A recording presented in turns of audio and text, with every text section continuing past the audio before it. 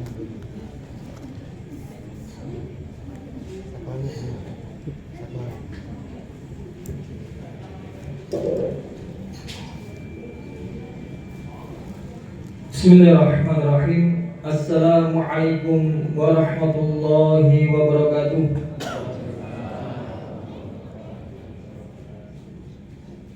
Innal hamdalillah nahmaduhu wa nasta'inuhu wa nastaghfiruh wa na'udzu billahi min shururi anfusina wa min syarri a'malina. May yahdihillahu fala mudilla lahu wa may yudlil fala hadiya lahu. Asyhadu an la ilaha illallah wahdahu la syarika lahu wa asyhadu anna sayyidina Muhammadan 'abduhu wa rasuluhu la nabiyya ba'dah. Wa qala Allah ta'ala fil Qur'anil Karim, a'udzu billahi minasyaitonir rajim. Bismillahirrahmanirrahim. Ittaqullaha haqqa tuqatih wa la tamutunna illa wa antum muslimun. Al-ayat sadaqallahul azim. Yang terhormat Ketua Takbir Masjid Al-Amin Badas, dan tak lupa kepada hadirin jamaah rahimakumullah yang berbahagia, dan insyaallah niat tulus ikhlas kita untuk bersama-sama mencari ilmu dalam ridhonya Allah Subhanahu wa taala. Bapak Ibu rahimakumullah, dalam pertemuan kali ini kita akan berbicara tentang nasihat kehidupan, di mana nasihat ini berbicara tentang 5 hal yang nantinya akan membentuk karakter dan takdir.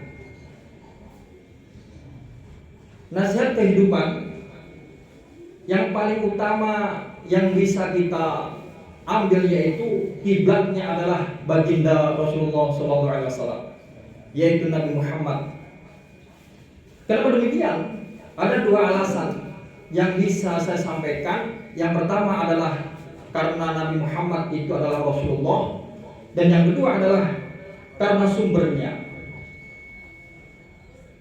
Alasan pertama, Nabi Muhammad itu Rasulullah, manusia pilihan, manusia terbaik, sehingga Allah berfirman dalam surat Al-Anbiya ayat 107, "Wa ma arsalnaka illa rahmatan lil alamin." Dan tidaklah kami telah mengutus engkau wahai Muhammad kecuali apa? Yaitu untuk rahmat bagi seluruh alam. Jadi beliau itu adalah manusia terbaik. Kalau panjenengan membaca tulisan seorang Yahudi, 100 tokoh terbaik di dunia, Nabi Muhammad itu adalah urutan pertama. Padahal buku itu ditulis oleh seorang akademisi, profesor doktor dari kalangan Yahudi, dan Nabi Muhammad itu ditempatkan di urutan pertama. Kalau kita berbicara tentang dunia akademik, maka tidak ada tendensi nilai personalitas. Yang dinilai itu adalah objektivitas. Sehingga kalau kita bisa mengambil pelajaran dari situ bahwa baginda Rasulullah itu adalah tokoh terbaik peringkat pertama di seluruh dunia dan sampai detik ini. Jadi kiblat kita itu adalah baginda Rasulullah SAW.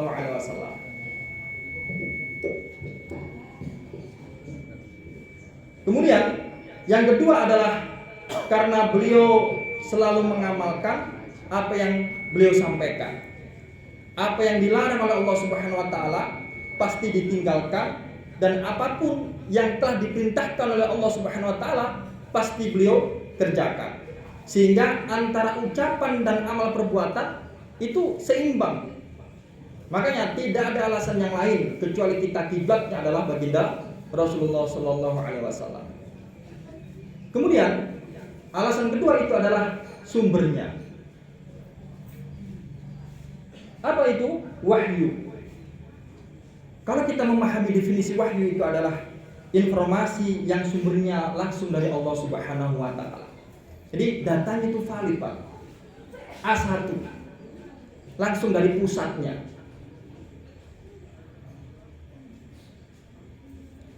Dan sifat Allah itu memiliki alimul ghaibi wasyahadah wa huwa ala kulli syai'in qadir. Jadi Allah itu mengetahui hal yang gaib, baik yang akan terjadi maupun nanti yang akan terjadi. Dan Allah Maha Kuasa atas segala sesuatu yang ada di dunia ini. Jadi sumbernya itu adalah wahyu. Jadi kalau kita misalkan berpegang teguh dengan Al-Quran dan Al-Hadis, maka insya Allah hidup kita tidak akan sengsara. Dan Allah tunjukkan itu kepada kita semuanya agar kita menuju kehidupan yang diridhai oleh Allah Subhanahu wa ta'ala. Kemudian baginda Rasulullah SAW itu menyampaikan dengan bahasa hati, sehingga kalau sesuatu yang disampaikan dengan bahasa hati maka akan sampai dengan hati. Dan tujuannya hanya satu, Bapak Ibu. Untuk apa? Untuk agar umat ini selamat, baik di dunia maupun di akhirat. Ketika beliau berdakwah, itu tidak ada tendensi lain, tidak ada tendensi golongan, tidak ada tendensi politik, tidak ada tendensi budaya atau kultur, tapi murni benar-benar ingin mengajak umat ini agar kita semuanya itu selamat dunia dan akhirat. Tidak ada pilihan yang lain, hanya itu. Sehingga ketika baginda Rasul ini berdakwah, menyampaikan kalimat tauhid, maka tujuannya hanya satu, yaitu agar kita semua ini termasuk dalam golongannya dan masuk bersama-sama di dalam surganya Allah Subhanahu wa ta'ala. Pada hakikatnya Allah Subhanahu wa ta'ala itu sangat sayang kepada hambanya, Bapak Ibu. Kalau kita mengambil satu hadis yang diilustrasikan pada waktu itu, ada seorang ibu-ibu yang mencari putranya hilang dan ia menjadi tawanan peperangan. Kemudian masuklah segerombolan tawanan perang, lalu kemudian ibu itu mencari, dan kejadian itu disaksikan oleh baginda Rasulullah dan Umar bin Khattab. Kemudian Umar ditanya oleh baginda Rasul, "Wahai Umar, seandainya ibu itu menemukan putranya yang masih kecil, berumur 2 tahun, kemudian apakah tega putranya dilemparkan ke dalam api neraka?" Kata Umar, "Ya Rasulullah, jenengan ini ngajak bercanda. Dimanapun tidak ada seorang ibu itu yang tega melemparkan putranya ke dalam api neraka." Gimana Bu? Kemudian baginda Rasul menegaskan, begitu pula Allah Subhanahu wa ta'ala. Cintanya Allah kepada hambanya itu lebih mencintai Allah kepada hambanya dibandingkan seorang ibu mencintai putranya. Dan tidak mungkin Allah itu melemparkan hambanya ke dalam api neraka. Jadi cintanya Allah itu begitu dalam, begitu besar. Cuma kita tidak faham dengan bahasa-bahasa cintanya Allah Subhanahu wa ta'ala.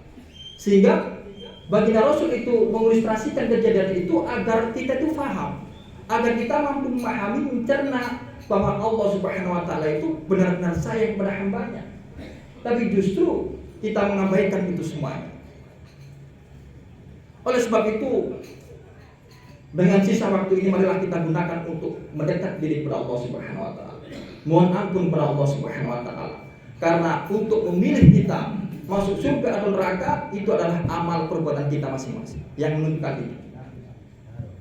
Kalau panjenengan sedoyo membaca kitab Riyadhus Shalihin karangan Imam An-Nawawi bab taubat, di situ diilustrasikan ada seorang hamba pemuda kemudian membawa perbekalan, lalu ia melakukan perjalanan jauh di tengah padang pasir. Ia kelelahan, kemudian ia istirahat di bawah pohon. Lalu kemudian setelah ia beranjak bangun, ternyata unta yang membawa barang perbekalan itu hilang, Bapak Ibu. Kemudian ia kalut dan mencari di manakah letak unta yang saya bawa tadi. Pertanyaannya adalah kalau misalkan unta itu tidak ditemukan, maka secara otomatis ia akan sengsara, kemudian berpacu dengan waktu ia akan meninggal. Karena segala perbekalannya ia bawa, tapi hilang terbawa oleh untanya yang hilang tadi. Karena kelelahan ia mencari, kemudian ia duduk lagi istirahat, kemudian ia tertidur. Ketika bangun, tiba-tiba ia melihat untanya ada di sampingnya. Kira-kira kalau panjenengan sedoyo dalam posisi seperti itu, jenengan senang ngomong boten? Tiba-tiba bareng jenengan cari itu, tiba-tiba ada di sampingnya. Senang nggih? Semenang pole. Karena nggak jadi meninggal, kan ngoten. Karena begitu senangnya ia, kemudian ia mengatakan, "Ya Rob, anta abdi wa ana rabbuka." Ya Tuhanku, aku ini, engkau itu adalah hambaku dan aku adalah Tuhanmu. Di doanya itu terbalik. Karena kegembiraan ia menemukan untanya yang tidak jadi hilang membawa perbekalan itu, sehingga ia tidak jadi meninggal, sampai-sampai doa yang ia ucapkan itu terbalik. Dan kebahagiaan hamba seperti ini itu lebih bahagia Allah Subhanahu wa taala dibandingkan hamba tersebut. Jadi Allah itu sangat bahagia melihat hambanya yang bertobat kepada Allah. Makanya konsep tobat itu kan, innallaha yuhibbut tawwabina wa yuhibbul mutatahhirin. Bentuknya cinta.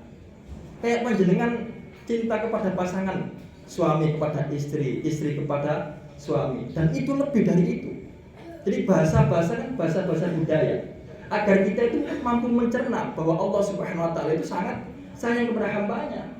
Dan bahkan pada hamba yang bertobat pun itu derajatnya adalah cinta, kasih sayang. Sehingga kita sebagai hamba jangan pernah berkecil hati, yang dulunya pernah melakukan perbuatan dosa kemudian ingin mendekatkan diri kepada Allah Subhanahu wa taala, maka kita nilainya itu adalah mendapatkan cintanya Allah Subhanahu wa taala. Jadi kan kalau misalkan mendapatkan cintanya bapak ibu, teman-teman mboten. Kalau misalkan bapak niki suami ya, mencintai orang lain, kira-kira cemburu napa mboten? Cemburu nggih ya. Jenengan ridho napa bapak niku malih? Lah mboten sih. Istri kula nek kula tanggung iki mboten ridho. Perempuan mana yang mau cintanya dibagi? Nggih napa mboten? Pak, jenengan dengar ya ungkapan hati seorang istri. Loh, cinta loh. Jadi bahasa-bahasa cinta itu kan luar biasa, dan Allah pun seperti itu, sangat cinta kepada hambanya. Jadi jangan pernah kita berpikir bahwa Allah itu tidak sayang kepada kita. Gitu. Nah, salah satu bentuk cintanya Allah Subhanahu wa taala kepada hambanya, Allah ciptakan manusia ini dengan sebaik-baik bentuk. Sebagaimana Allah berfirman dalam surat At-Tin ayat 4, "Laqad khalaqnal insana fi ahsani taqwim." Dan telah kami ciptakan manusia itu kecuali dalam bentuk yang sangat baik, yang sangat sempurna. Ahsani taqwim, baik zahir maupun batin. Coba kalau kita perhatikan zahir kita Bapak Ibu, berbeda dengan Allah ciptakan makhluknya yang lain. Jenengan nate mireng kalau jin itu rupanya itu seperti apa? Kan tidak seganteng kita, ya. Tidak secantik panjenengan sedoyo. Jadi jenengan itu diciptakan dalam bentuk yang sebaik-baiknya. Kalau jenengan meresani hewan, ya bentuknya seperti itu. Tapi manusia itu lengkap dengan zahir yang sangat sempurna. Itu secara zahir. Kemudian secara batin, Allah berikan batin ini nafsu dan akal. Sehingga kalau seandainya manusia itu yang lebih dominan nafsunya, maka ia akan lebih rendah daripada binatang. Karena binatang hanya diciptakan dan dibekali oleh Allah berupa nafsu. Dari sisi Allah berikan yang namanya akal. Dan akal ini hanya Allah berikan kepada para malaikat. Sehingga malaikat itu sami'na wa ata'na dan tidak dibekali oleh nafsu. Dalam konteks ini Imam Al-Ghazali memberikan 3 tingkatan. Makanya iman itu bisa bertambah dan bisa meningkat, tidak bisa menurun. Yaitu imannya para nabi dan imannya para rasul. Semakin diuji dan dicoba, maka semakin imannya itu semakin meningkat. Yang kedua, iman itu tidak bisa meningkat dan tidak bisa menurun, yaitu imannya para malaikat. Karena malaikat hanya dibekali oleh akal dan tidak diberikan oleh nafsu. Kemudian yang ketiga, iman yang mampu meningkat dan mampu menurun. Jika diisi dengan keimanan dan ketakwaan, maka imannya akan semakin meningkat, yaitu imannya manusia. Dan dia juga bisa lebih rendah karena yang mengontrol dirinya itu adalah nafsunya. Nah, dari sini Bapak Ibu, kita bisa mengambil pelajaran bahwa kalau seandainya dalam hidup ini yang lebih dominan adalah nafsu, maka nafsu inilah yang akan mengantarkan manusia dalam kerusakan. Dan sifat buruk manusia itu sangat banyak sekali Bapak Ibu. Termasuk itu adalah ahana. Apa itu ahana? Meremehkan. Jadi meremehkan itu tidak boleh. Tadi sudah saya kirimkan ke panitia materi yang sudah kami siapkan, ada 3 halaman. Tapi kalau misalkan tak tulis semuanya itu ada sekitar 25-30 halaman, sama dengan jurnal kalau teman-teman mahasiswa. Cuman ini saya singkat-singkat poin-poinnya, itu ada 3 halaman. Nanti panjenengan ulang dari sini, semoga bermanfaat dan di rumah saged dimurojaah kembali. Dan semoga apa yang kita pelajari dalam pertemuan kali ini membawa kita semuanya menuju ridhonya Allah Subhanahu wa taala. Nanti jenengan saged minta. Kemudian kembali ke sini, yaitu tentang ahana, itu meremehkan. Meremehkan itu salah satu sifat buruk manusia. Jadi kalau misalkan ada sifat ini dalam benak kita, maka akan mengantarkan kepada kerusakan. Kalau jenengan mirsani misalkan dulu kalau waktu saya kecil itu, ketika Mbah Sanjang ketika nonton televisi, kemudian di situ ada tayangan tuyul dan babiul, ya. Nah, nonton itu Sanjang. Iyo, tuyul iso boleh duit. Nggih. Itu kalau kita mencerna nggak boleh diremehkan itu. Kemudian ada tayangan televisi lagi, pocong kan viral di Indonesia. Osno pocong hidupnya sederhana. Saya tuh nggak pernah lihat pocong, cuma lihatnya itu di televisi. Nani ya. Nah, kalau kita perhatikan pocong itu kan diilustrasikan, digambarkan dengan memakai hanya kain warna putih. Tidak pernah pakai batik, ya. Tidak pernah pakai jeans, mboten. Nggak tahu salin, mungkin. Jadi pakaiannya itu cuma serba itu. Jadi kalau kita mengambil pelajaran dari situ, berarti hidup ini harus sederhana. Pakaian sederhana, nggak perlu mewah, yang penting pantas. Jenengan pakai, dia nampak gantengnya, ya. Ibu-ibu pakai, dia nampak ayune, ngoten. Jadi hidup itu kalau misalkan sederhana, insya Allah tidak menuruti hawa nafsu, tidak menuruti kehidupan hedonisme atau berfoya-foya, maka hidup ini akan tenang-tenang saja. Tergantung kita memahami, tergantung kita untuk mengambil hikmah dari setiap pelajaran itu. Terakhir, kalau jenengan meresani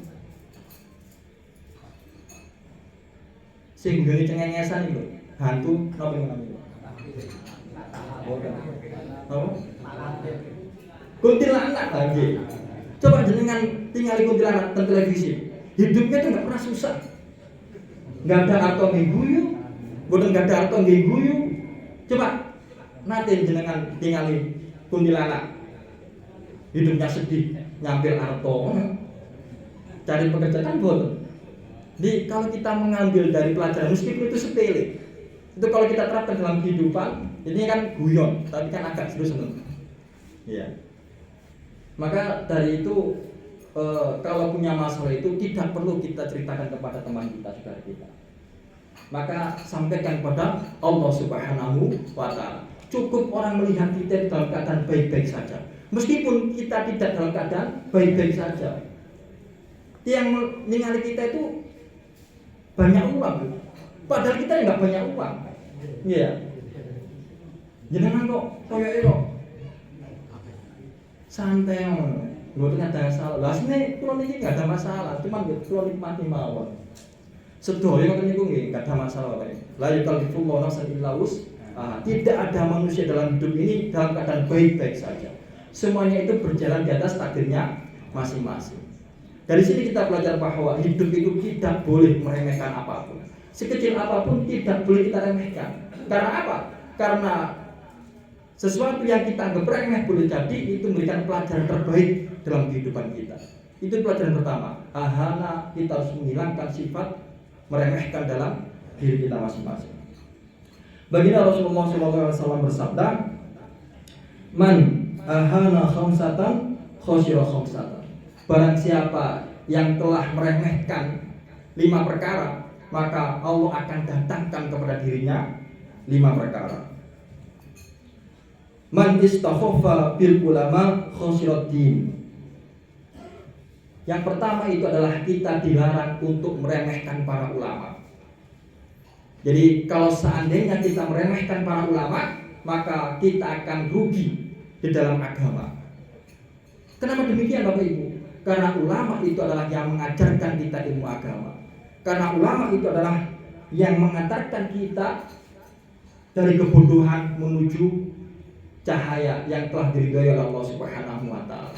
Kalau tidak ada ulama Bapak Ibu, kita pasti berada dalam kegelapan. Tidak berada dalam jalan yang benar. Dan ulama itu kontribusinya di negara ini sangat luar biasa. Kalau di Jawa Timur disebut ulama. Kalau di Jawa Barat mungkin disebut ajengan. Kalau di Madura disebut lora. Tapi meskipun perbedaan penyebutan, tapi hakikat ulama itu kontribusinya buat negara dan bangsa ini sangat luar biasa. Jadi jangan sampai kita pernah meremehkan para ulama, meskipun kita pernah melihat satu celah kesalahan yang pernah beliau lakukan, tapi sebagai hamba yang beriman bertakwa kepada Allah Subhanahu wa taala, jangan sampai meremehkan para ulama. Lalu pertanyaannya Bapak Ibu, siapakah ulama itu? Kalau kita melihat di dalam penjelasan surat Al-Fatir ayat 28, innama yasha'u min ibadil ulama. Kemudian di surat Asy-Syu'ara ayat 197, awalam yakun lahum ayatan ay yu'allimahu ulama Bani Israil. Dari kedua ayat ini memberikan penjelasan kepada kita semuanya bahwa salah satu karakter atau sifat para ulama itu adalah satu, beriman kepada Allah Subhanahu wa taala. Iman itu tidak hanya diucapkan melalui lisan, diyakini dalam hati, tapi juga harus dibuktikan dalam amal perbuatan. Kalau panjenengan sedaya mengaku beriman kepada Allah, ya Allah aku beriman kepadamu, kemudian hanya diucapkan melalui lisan. Jenengan yakin kalau Allah itu adalah Tuhan kita, tapi di lain sisi jenengan tidak dibuktikan dengan amal perbuatan, maka imannya itu masih belum sempurna. Jadi iman itu harus dibuktikan dengan amal perbuatan. Sama dengan konsep syukur.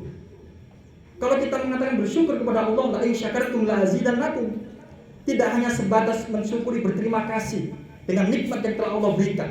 Tapi buktinya apa? Panjenengan sedaya datang ke majelis ilmu, belajar tentang hikmah dari ayat dan hadis. Ini termasuk bentuk syukur. Menggunakan jasad ini, anggota tubuh ini untuk lebih dekat dengan Allah Subhanahu wa taala, itu adalah bentuk rasa syukur. Jadi kalau misalkan hanya sebatas berterima kasih kemudian tidak dibuktikan dengan amal perbuatan, maka syukur itu belum sempurna. Begitupun dengan iman kepada Allah Subhanahu wa taala. Ini kriteria pertama. Kemudian yang kedua, ulama itu berilmu. Tidak ilmu agama, tapi ilmunya itu universal. Nah, kalau ilmu dunia itu disebut ilmuwan, sehingga ulama di sini harus berilmu. Kemudian yang ketiga itu adalah berakhlak.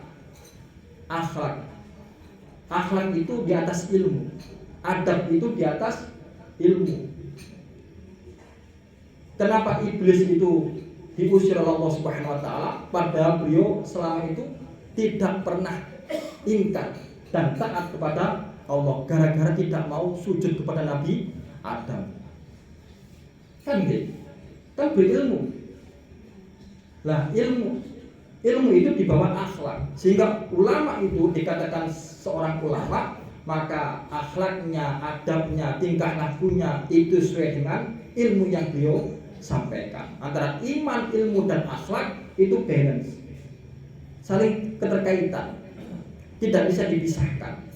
Sehingga apa yang ia sampaikan, ia lakukan, apa yang ia larang, ia tinggalkan. Dan kiblatnya itu adalah baginda Rasulullah SAW. Bapak Ibu rahimahumullah, kalau seandainya kita sebagai hamba kemudian meninggalkan para ulama, lari dari para ulama, maka kita akan tertimpa dengan berbagai macam bencana. Baginda Rasulullah memperingatkan kepada kita semuanya, saya di zamanun ala ummati yafirruna minal ulama wal fuqaha. Barang siapa yang lari dari para ulama dan para fuqaha, maka ia akan tertimpa 3 musibah. Lari di sini ini kalau misalkan ada ulama dengan lari boten ngoten. Termasuk kalau kita tidak mau mendengarkan petuah para ulama, itu termasuk lari. Termasuk kalau kita misalkan mengejek, itu juga lari dari ulama. Tidak mendengarkan, tidak patuh, itu disebut yang firruna, mereka yang lari dari para ulama. Dan saya yakin panjenengan sedaya yang hadir di majelis taklim ini adalah orang-orang yang taat terhadap para ulama. Kalau misalkan kita lari dari para ulama Bapak Ibu, maka kita akan tertimpa 3 musibah. Yang pertama itu adalah yurfa'ul barakatu min kasbihi. Allah akan mengangkat barokah dari usaha kita. Kenapa demikian? Karena halal haram tidak diperhatikan, diterabas mawon, diterap mawon, dan tidak didengarkan petuah dari para ulama. Sehingga barokah itu akan diambil dari kehidupan kita. Konsep barokah dalam Islam itu apa? Ziyadatul khair, bertambahnya kebaikan. Jenengan tenggriyo nggih bahagia sama keluarga, di pekerjaan tempat kerja nggih merasa nyaman, sehingga lingkungan kita itu dibalut dengan keberkahan. Keberkahan yang diridhoi oleh Allah Subhanahu wa taala. Kalau seandainya kita lari dari ulama, tidak memperhatikan halal haram, tidak memperhatikan zalim, sehingga dalam pekerjaan juga sikut-sikutan, yang dicari bukan ridhonya Allah, tapi harta yang tertumpuk terus, maka dalam kehidupan ini tidak ada rasa ketenangan Bapak Ibu. Padahal kalau jenengan itu perhatikan, kebanyakan di antara kita itu kita terfokus dengan rezeki yang masuk, sehingga kita tidak memperdulikan halal dan haram.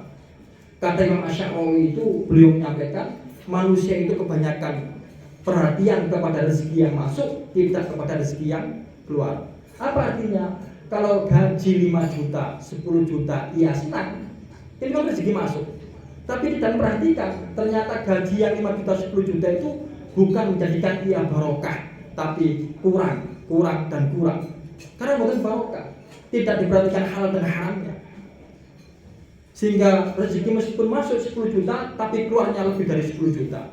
Anak sakit, istri sakit, di jalan tiba-tiba panjenengan sedaya kecelakaan dan seterusnya, itu kan keluar malih. Dan itulah yang sering tidak diperhatikan oleh manusia, kata Imam Asy'ari. Yang diperhatikan adalah rezeki yang masuk dan tidak diperhatikan rezeki yang keluar. Ada saudara kita gajinya hanya 1,5 juta, 2 juta, tapi keluarganya adem ayem, dia. Jenengan ngerasakan mawon nggih ketika masa-masa muda baru menikah. Kan bapak kan mboten enggak ada tabungan kata. Jenengan mboten rumah nggih mboten dereng ada dan seterusnya. Tapi Allah tata itu semua. Yughnihumullah. Ketika kita menikah kemudian belum punya apa-apa, dan ya Allah akan cukupkan itu semua. Dalam posisi fakir kata Allah itu. Fakir itu di bawah miskin. Ayat Qur'annya itu. Tapi ketika hambanya mengamalkan sunnah Rasul berupa menikah, kemudian Allah cukupkan itu semuanya. Dan rezekinya yang pasti itu memperhatikan halal dan haram yang telah disampaikan oleh para ulama. Makanya dalam hidup ini kalau seandainya manusia itu jauh dari ulama, lari dari ulama, tidak memperhatikan nasihat para ulama, maka ia tidak akan pernah memperhatikan halal dan haram. Semuanya akan dibabat habis. Inilah fadilah dari kalau kita taat dan patuh terhadap para ulama.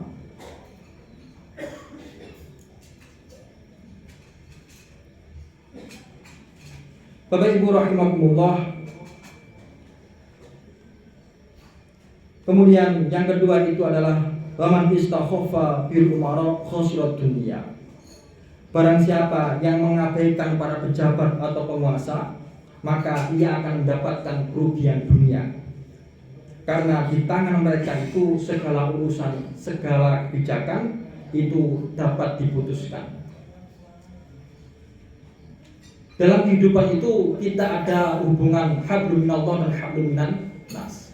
Kalau hablum minallah itu Al-Quran dan Al-Hadis, tolak ukurnya itu untuk kita dekat dengan Allah, patuh dengan Allah, maka taatilah Al-Quran dan Al-Hadis. Tapi kalau sifatnya hablum minan nas, maka kita harus taat dan patuh kepada aturan pemerintah, aturan negara. Contoh kecil misalkan, kalau jenengan sedoyo tidak dekat atau tidak menjalin hubungan dengan pejabat atau merusak hubungan dengan pejabat, maka segala urusan kita itu akan dipersulit. Gini apa?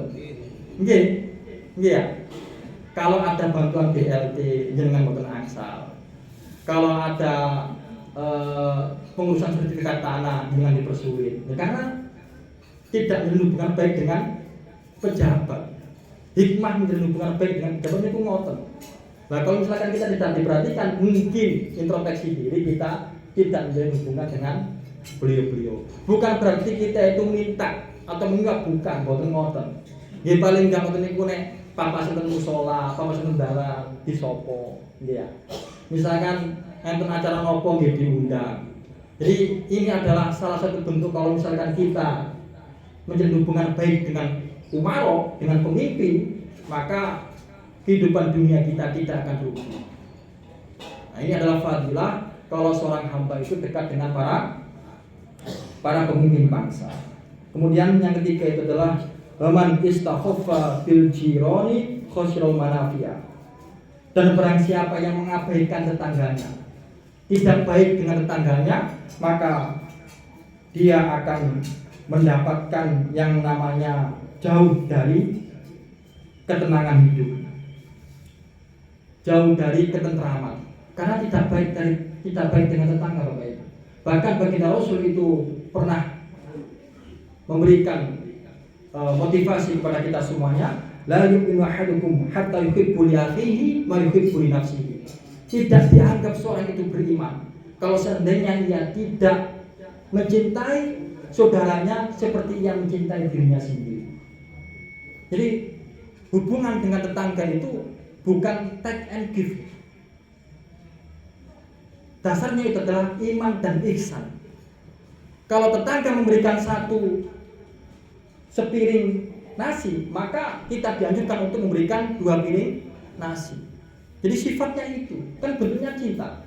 Jadi dasarnya itu adalah iman dan ihsan. Memberikan yang lebih baik. Ketika tetangga memberikan kita memberikan yang lebih baik. Jadi itu. Bahkan di hadis yang lain baginda Rasul juga mengingatkan,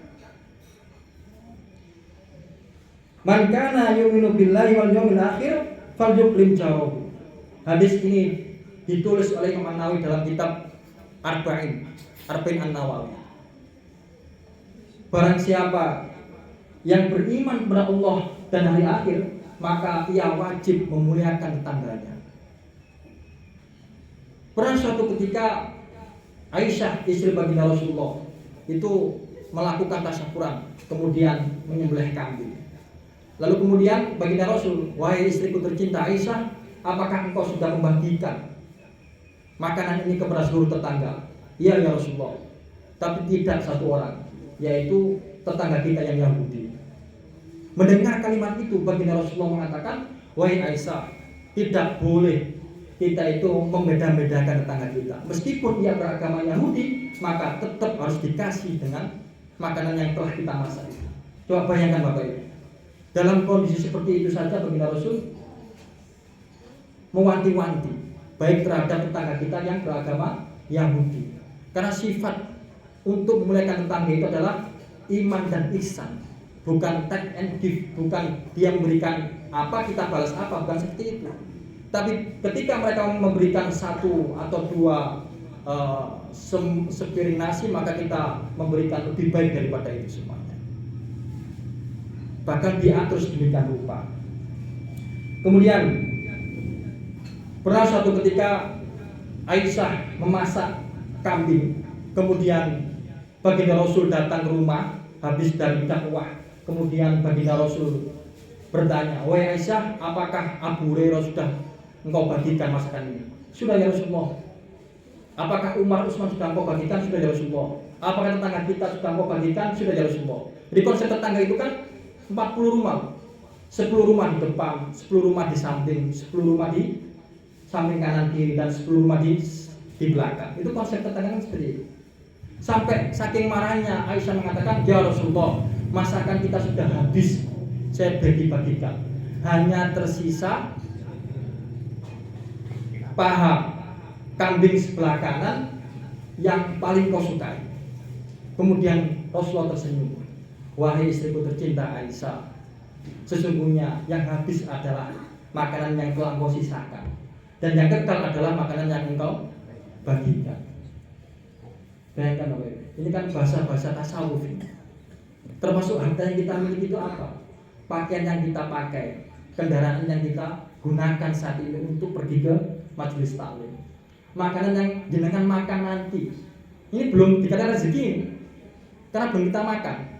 Siapa tahu ketika jenengan mau suap jatuh pingsan, kan sakit mawon dia. Mboten meninggal mboten ngomong saja mboten. Jatuh pingsan kan mboten kan? Berarti rezeki itu mboten. Makanan yang kita pakai, pakaian yang kita kenakan, itu rezeki yang kita kenakan. Jenengan enggak ada sepeda motor Tigo yang jenengan pakai setunggal. Yang dua itu dari dikatakan rezeki. Kalau konsepnya kita menggunakan pendekatan ilmu tasawuf. Tabungan di ATM jenengan 10 juta, 20 juta itu juga belum dikatakan rezeki, karena belum jenengan nikmati ini. Rezeki itu adalah yang kita nikmati. Satu. Yang kedua, rezeki itu apa? Rezeki itu adalah yang kita sedekahkan, Bapak Ibu. Jenengan paringaken ke tetangga, meskipun itu hanya sepiring nasi, itu sudah rezeki. Jadi itulah yang kekal itu nantinya. Jadi konsep berpikirnya itu dibalik. Makanya terhadap dunia itu jangan dikejar mati-matian. Sesuatu yang dikejar mati-matian tidak bisa dibawa mati. Lah nopo? Iya. Rakaatul fajr khairun minad dunya wa ma fiha. 2 rakaat salat fajar itu lebih baik daripada dunia dan seisinya. Pertanyaannya adalah, jenengan kau mau salat 2 rakaat sebelum subuh mboten? Nggih, alhamdulillah. Jadi niku. Nah, kalau kita dekat dengan dalil-dalil yang disampaikan baginda Rasul itu, hati niku tenang, adem. Dan itulah konsep rezeki. Termasuk perbuatan kita terhadap tetangga. Abu Dzar Al-Ghifari itu nanti sanjang. Baginda Rasul niku dawuh, "Wahai Abu Dzar, jika engkau memasak kuah dan ada isi dagingnya, maka perbanyaklah kuahnya. Karena bisa jadi kuah yang engkau masak itu nanti baunya tercium tetangga yang samping rumahmu, maka bagikanlah kuah itu." Ya mungkin dikasih sedikit daging, masa mungkin kuah kan betul pak kesini ya. Iya kan, dengan masak kuata kari ayam, jenengan paling duduk kan betul pak kesini ya. Nanti yang Jawa kan ngoten, ya diparingi sekedip-sekedip tapi didosnya ke atas. Iya. Sampai dipikirkan seperti itu, Pak. Ini hubungan memuliakan tetangga. Bahkan di beberapa ilustrasi lain, baginda Rasul itu kalau soal hubungan dengan tetangga, sifatnya duniawi itu dihadapi dengan senyuman, tidak pernah dihadapi dengan keras misalnya. Jangan nanti misalnya tetangga kan macam-macam, ya. Ada tetangga yang baik, ada tetangga yang usil, ada tetangga yang dimokong bahasanya, ya macam-macam ya sifat tetangga. Tapi kalau misalkan itu hubungannya dengan dunia, baginda Rasul itu tidak pernah mempersoalkan.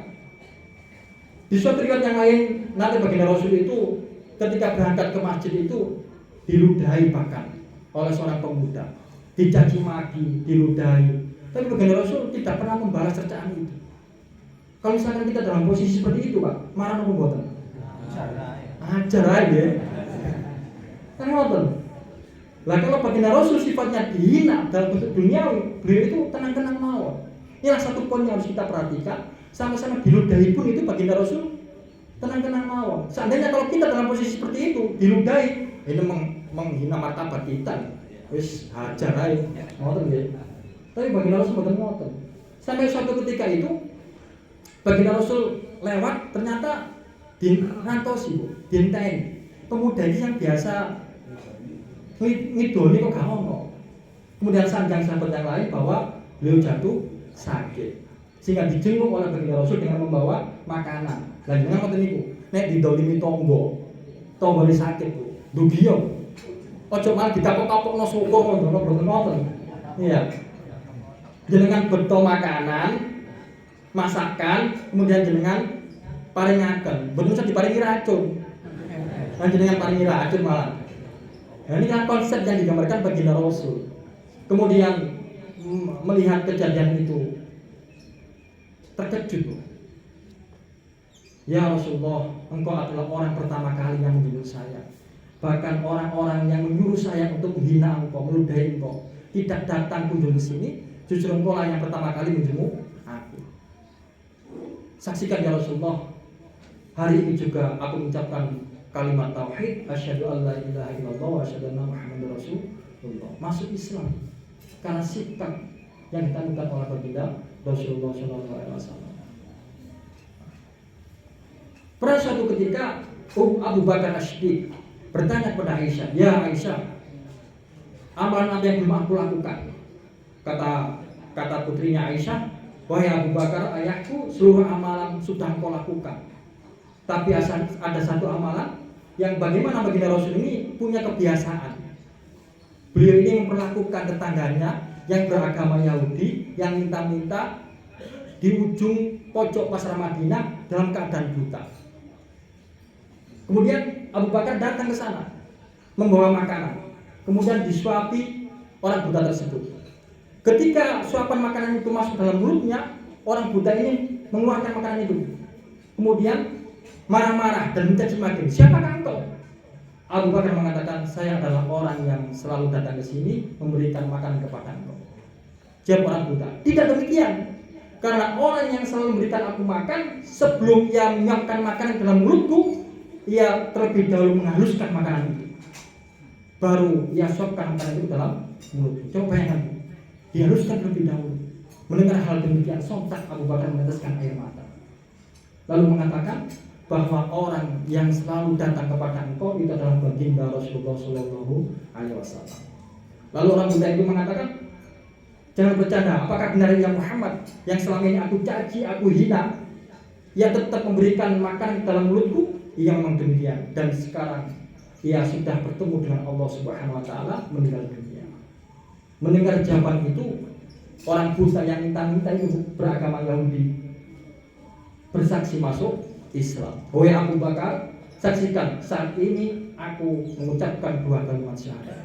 Coba kalau kita dalam posisi seperti itu, menyiapkan makanan, memberikan makanan, sambil kita mendengarkan kajian orang yang kita kasih, mangkel ngobrol, mangkel, yes.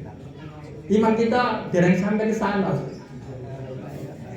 Tapi dari sini kita belajar bahwa perlakuan baginda Rasulullah terhadap para tetangga itu sangat luar biasa.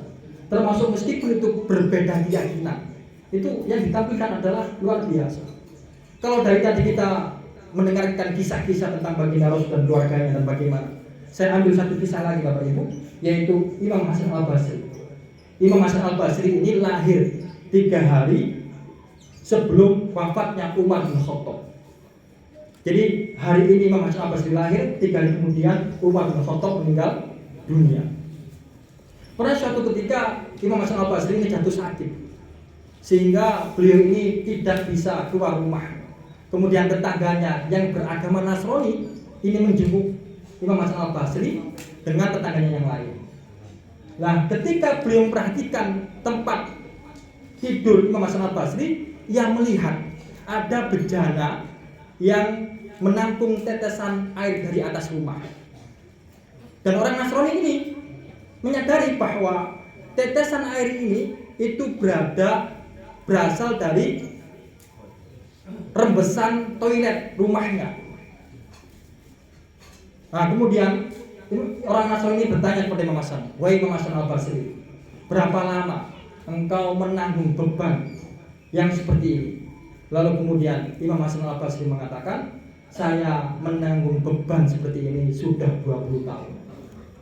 Jadi selama 20 tahun ini Imam Hasan Al-Basri itu meletakkan wadah bejana di atas mejanya di samping tempat tidurnya Bapak Ibu. Dan itu selama 20 tahun. Dan setiap malam air itu dibuang keluar, masuk lagi, dibuang keluar.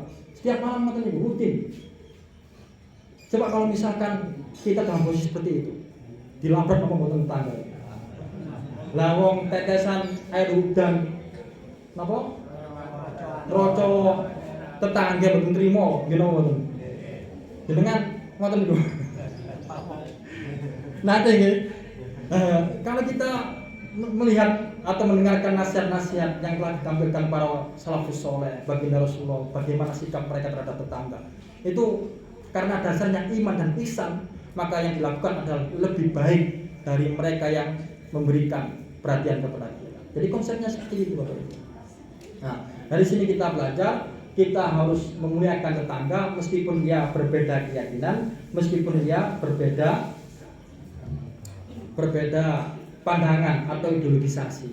Yang terpenting adalah tingkah laku kita, tutur kata kita itu tidak pernah menyakiti perasaan tetangga, tidak pernah menggolimi tetangga, dan bahkan kehadiran kita kalau bisa itu di tengah-tengah tetangga kita menjadikan kesejukan, menjadikan kenyamanan, sehingga tetangga melihat kita itu sangat senang sekali. Hikmahnya mau Bapak Ibu. Termasuk kalau misalkan kita semuanya sebagai orang tua melakukan kebaikan, pasti nanti anak kita akan mendapatkan manfaatnya. Coba kalau misalkan panjenengan sedoyo mboten sae terhadap tetangga, pasti nanti tetangga akan mengatakan, iki lho anake sapa? Kan ngoten. Kalau anaknya butuh sesuatu, pasti akan ia ingat secara naluri itu flashback bahwa orang tuanya itu jahat, terus rasa ditolongi. Kan ngoten ya. Jiwa manusia kan ngoten. Nah, kalau dengan sae terhadap tetangga dan seterusnya, bahkan ketika anak kita nanti butuh bantuan, tetangga itu dengan senang hati akan membantu kita. Karena melihat jasa orang tuanya itu baik kepada tetangganya yang lainnya. Ini adalah hikmah salah satu kenapa baginda Rasul sangat memperhatikan hubungan manusia dengan tetangganya. Maka keras sekali peringatannya, orang itu tidak dianggap beriman selama ia tidak memuliakan tetangganya. Kemudian yang keempat itu adalah waman istafoffa bil aqrabai khosral mawaddah, dan barang siapa yang meremehkan saudara atau keluarganya, maka akan jauh darinya kebahagiaan, ketenangan dan seterusnya. Jadi konsep dalam Quran itu kalau misalkan kita perhatian dalam surat Al-Baqarah, Allah berfirman, kulma in faktum min khairil falil walidaini wal aqrabin wal yatama wal masakin wa ibnis sabil. Jadi berbuat baik yang pertama itu adalah kepada kedua orang tua. Al-aqrabin ini Bapak Ibu di Al-Qur'an diulangi sebanyak 16 kali pengulangan. Dan konsepnya memakai ihsan. Satu kebaikan tidak boleh kita balas dengan satu kebaikan, harusnya lebih, karena konsepnya seperti itu, sama dengan tetangga. Nah, dari sini kita belajar bahwa untuk melakukan hal kebaikan yang paling utama adalah kepada orang tua. Kayak jenengan ganda arto kasihkan orang tua. Tapi kalau misalkan orang tua sudah bercucupan dan sudah lebih-lebih, maka carilah akrobin, kerabat yang paling dekat. Ini ngomong, jadi urutannya seperti itu. Jangan sampai kita itu baik dengan orang lain, tapi lupa dengan akrobin, kerabat dekat. Kita lupakan. Kita suka membantu orang lain, tapi kita lupakan kerabat dekat. Jadi konsepnya itu salah. Pertama itu adalah orang tua, baru kerabat dekat, baru kemudian wal yatama wal masakin. Kalau ada kerabat yang lebih membutuhkan, yang mana yang diprioritaskan? Cari yang yatim, baru masakin. Jadi itu. Kemudian yang terakhir yaitu tentang waman istakhaffa bi ahlihi khosrati ba ma'isyah. Barang siapa yang meremehkan istrinya, maka akan rugi kemanisan hidupnya. Rezekinya tidak akan lancar, kebahagiaan akan lari dari kehidupan. Karena ia meremehkan istrinya, meremehkan keluarganya. Bapak Ibu rahimakumullah, jenengan sering kali mendengarkan kajian atau ceramah tentang istri durhaka kepada suami, anak durhaka kepada orang tua. Jarang sekali yang membahas tentang suami yang meremehkan istrinya. Niki kula tangkep kali ibu-ibu, kinten-kinten bapak-bapak meremehkan apa mboten? Mboten nggih, sayangi polo. Iya. Nek ngasih apa kuwata nggih. Nggih mboten usah sukan-sukan jenengan. Los nggih ya. Bapak Ibu rahimakumullah, kalau kita perhatikan konsep ini, ternyata kenapa tidak dibahas detail itu? Karena tidak ada Bapak Ibu. Ceritanya seorang suami itu durhaka kepada istrinya. Tapi ingat, seorang suami itu tanggung jawabnya kepada Allah Subhanahu wa taala langsung. Jadi kalau ada seorang suami yang meremehkan istrinya, meninggalkan istrinya, tidak baik dengan istrinya, menghardik istrinya, melukai istrinya, melantarkan istrinya, maka tanggung jawabnya itu adalah kepada Allah Subhanahu wa taala. Karena ketika mengucapkan kalimat ucap koplu itu, mitsaqun ghalidh, perjanjian yang sangat berat. Anak dan istri itu amanah Bapak Ibu. Kalau amanah ini kita sia-siakan, maka yang kita dapatkan adalah kita akan mendapatkan kesulitan hidup. Rezeki tidak kunjung datang, kebahagiaan tidak kunjung datang. Karena panjenengan sedaya ini meremehkan istrinya. Setuju apa mboten ibu-ibu? Setuju, pasti setuju. Nah, mboten setuju, jenengan takut kali suami ini. Perjanjian sangat berat, Pak. Ini nggak main-main katanya. Kalau jenengan perhatikan, kalau misalnya kita introspeksi diri, tugas seorang istri itu sangat berat. Jadi mau Bu? Coba bayangkan istri, kerjaannya tidak terbatas waktunya, bahkan 25 jam. Kalau nggak ada anak kecil itu, malam berdagang dan seterusnya. Iya. Kemudian gajinya tidak ditentukan nominalnya. Ada yang gajinya seorang istri di sini 5 juta ke atas, betul nggak? 4 juta, 3 juta, 2 juta, 1 juta, belum seket ewel. Belum betul itu loh. Tidak ada transaksional antara suami dan istri soal urusan gaji. Tidak dibatasi waktunya. Gajinya nggih wis sak rido istri ngasih, sak rido suami ngasih berapa. Ya. Pekerjaannya pun tidak dibatasi. Padahal dalam konsep Islam, kalau dengan mersani fikih perempuan itu, kenapa di Arab Saudi itu harga perempuan, bukan harga ini, apa mas kawin perempuan sangat mahal? Ya karena perempuan sangat dimuliakan. Perempuan ini Bapak Ibu tidak diwajibkan untuk bekerja, tidak diwajibkan untuk memasak, tidak diwajibkan untuk membersihkan rumah. Semua tugas itu adalah tugas seorang laki-laki. Setuju ya? Loh, ini bukan jadikan jangan kapan kerjone. Nah, makanya karena kebaikan seorang istri itu memahami kewajiban suami, maka istri dengan ikhlas, ridho membantu tugas-tugas suami, membersihkan rumah, memasak, mencuci baju, rambut anak dan seterusnya. Padahal terlepas dari itu semuanya, istri itu sangat luar biasa.